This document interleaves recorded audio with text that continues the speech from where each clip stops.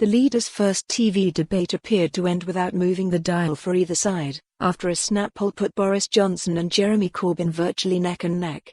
The two men spent almost an hour discussing Brexit and domestic issues, with Corbyn's high point a heavily redacted document that he claimed showed the government had secret meetings about opening up the health service to the US.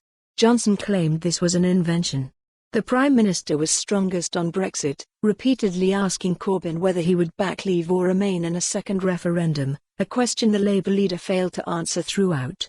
He also landed a few punches on the economy. Asked about spending, Johnson quipped that his rival had found a magic money forest. He claimed the rate at which Labour would borrow would push up interest rates for everyone in the country. Corbyn was strongest on the NHS, although Johnson did his best to deflect claims the NHS was up for sale. There are no circumstances whatever in which this government or any Conservative government would put the NHS on the table in any trade negotiation, Johnson said.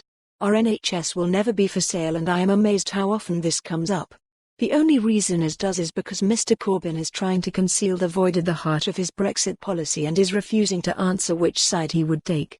Johnson's worst moment was when the audience laughed as he said he thought the truth mattered. Corbyn's came when he claimed his Brexit position was very clear, which also provoked some laughter. But host Julie Etchingham had the best line of the night, asking the Prime Minister if he was so certain that he could secure a trade deal in time for the current deadline of next December that he would mint a coin for 2020.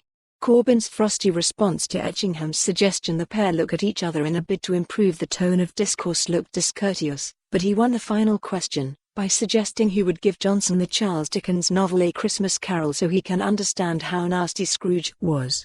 Johnson's initial offer of his brilliant Brexit deal was rebuffed, and he finally settled on Dansum Jam.